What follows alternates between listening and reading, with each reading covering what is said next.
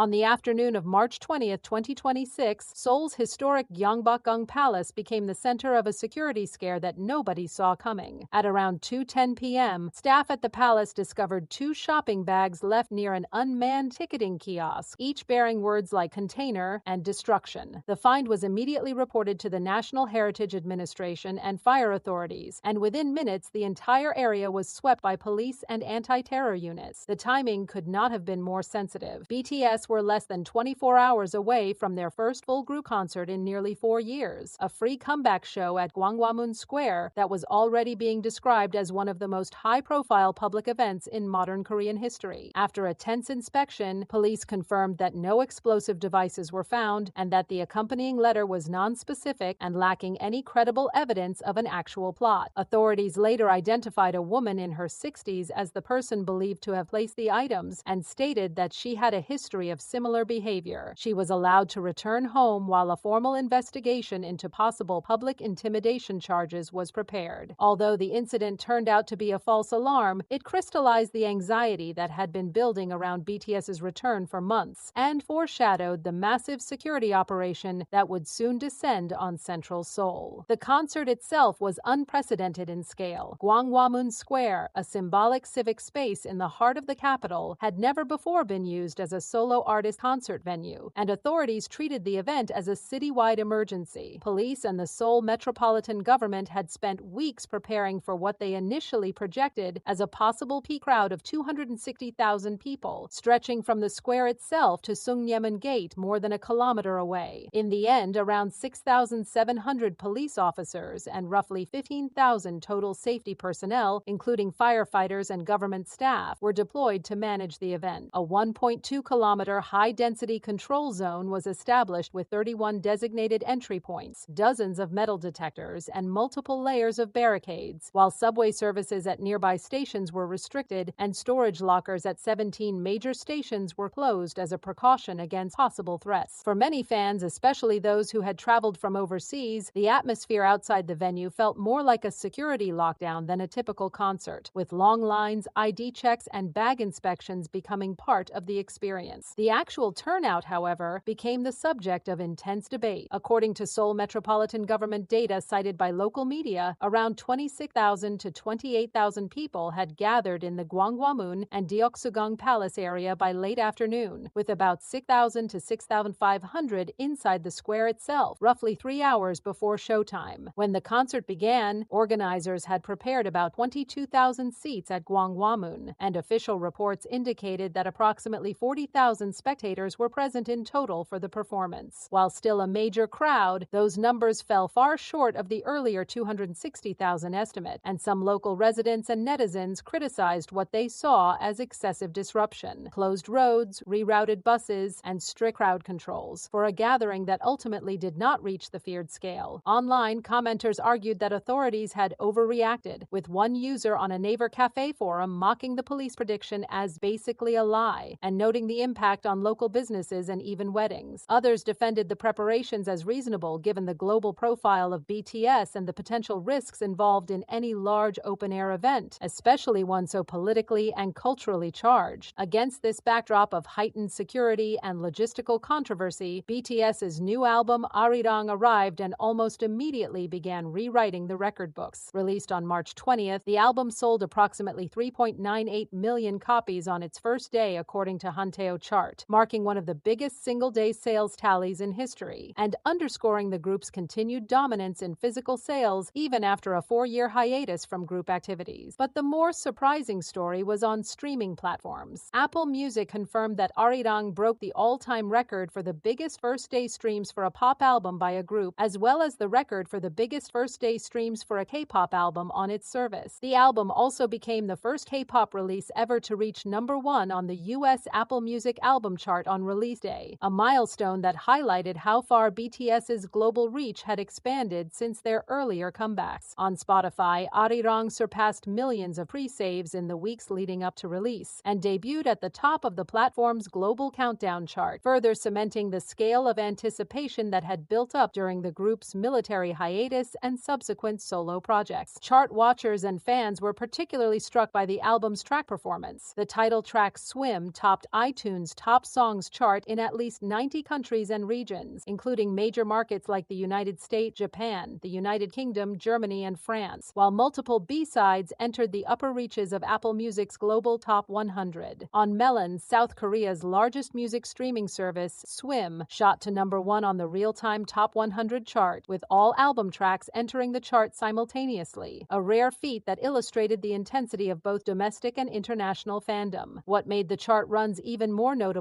was the dynamic between Swim and other cuts like Please and Body to Body, which jostled for top positions on different platforms, prompting joking appeals from fans for the title track to hold its own. Even a brief interlude built around the sound of the Emil Bell, a Korean national treasure, managed to crack the top 50 on Apple Music's global chart, a testament to the depth of fan engagement and the practice of streaming the album in full from start to finish. The deeper significance of the album, however, lay in its title and concept. Arirang is a traditional Korean folk song that has been passed down for generations and is closely associated with feelings of longing, separation, and resilience, often linked to the Korean concept of Han, a deep sense of sorrow and endurance shaped by historical trauma. The song has been inscribed on UNESCO's representative list of the intangible cultural heritage of humanity by both South and North Korea, underscoring its role as a symbol of national identity and unity across the divided peninsula. In interviews, BTS explained that the choice of Arirang as an album title was deeply tied to their identity as a group. Jimin noted that the members had thought deeply about our identity and what it means that all members are Korean, describing Arirang as a meaningful but heavy choice. RM emphasized that the album was about balancing their Korean roots with a global outlook, and that the folk song's themes of longing and resilience resonated with their own journey as artists and as individuals. That framing made the album's rollout even more contentious. While many fans and critics praised Arirang as a bold, emotionally resonant work that successfully bridged Korean heritage with global pop sounds, others were sharply critical of what they saw as a disconnect between the album's cultural symbolism and its actual content. Some Korean listeners expressed disappointment that despite the Korean title, the album's tracks were overwhelmingly in English and featured a raft of international producers and songwriters, with limited direct lyrical or musical engagement with traditional Korean forms. Online, comments ranged from mild frustration to outright dismissal, with some saying they had looked forward to a Korean-rooted project but felt let down by the prevalence of English lyrics and Western pop conventions, arguing that it felt more like Western validation than a genuine expression of national identity. RM's earlier remarks about not wanting BTS to lose their identity by singing entirely in English resurfaced in this context, with critics pointing to tracks like Swim and other English-language songs as evidence of a shift away from the group's original stance. The backlash was not uniform. Supporters of the album argued that BTS had long navigated the tension between local and global, and that using a Korean title while working with international collaborators was a natural evolution rather than a betrayal. They noted that the album did, in fact, incorporate Korean motifs, including the use of Arirang-inspired melodies in the opening track Body to Body, and the sound of the sacred bell of King Songdeok in later sections, and that the members' reflections on identity and resilience were consistent with the themes of the folk song itself. Reviewers pointed out that Arirang represented a genuine return to the group's earlier, more rebellious sound, blending hip-hop, pop, and experimental elements with a more introspective lyrical edge, and that the emotional weight of the record was less about linguistic purity than about the universality of its feelings. In many ways, the Gwanghwamun concert and the Arirang album emerged as two sides of the same moment. The show itself, staged under unprecedented security and global media attention, was framed by both the group and the city as a historic homecoming. Members took turns thanking the police, city officials, and the army of staff who had made the event possible, with Jimin even expressing gratitude and apology during the encore, a gesture that struck many fans as deeply sincere given the scale of the disruption and the long wait for this comeback. For ARMY, the fandom, the event was not just a concert but a statement of resilience. After years of uncertainty, solo projects, military service, and intense public scrutiny, BTS had returned to a central stage in Seoul, surrounded by layers of security and emotion. The fact that the crowd size fell short of some projections did little to diminish the sense that this was a landmark moment in K-pop history, one that would be remembered as much for what it symbolized as for what it actually sounded like. At the same time, the debates around Turnout, security resources, and the album's language message and concept highlighted the complexities of BTS's position in 2026. They are simultaneously a Korean national icon and a global pop institution, a group rooted in a specific cultural history and one that operates in a transnational industry where English is the default language of crossover success. Arirang, as an album and as an event, laid those contradictions bare. It showed how a single word, Arirang, could evoke centuries of Korean longing and resistance, while also serving as the title of a record co-created with some of the world's top Western producers and marketed to a worldwide audience. It showed how a single concert could be both a triumphant return and a logistical flashpoint, with fans, residents, and authorities arguing over the balance between public safety and civic disruption.